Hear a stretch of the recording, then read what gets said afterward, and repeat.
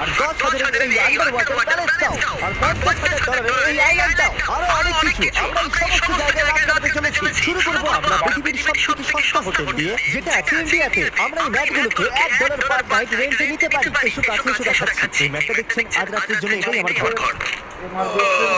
এটা আমার বাড়ির ম্যাটের মতনই, শুধু আচ্ছা তো এখানে রেন্ট $1। আমরা যখন ঘুমবার চেষ্টা করছিলাম তখন লোকেরা এসে মাঝখানে আমাদেরকে দেখছিল।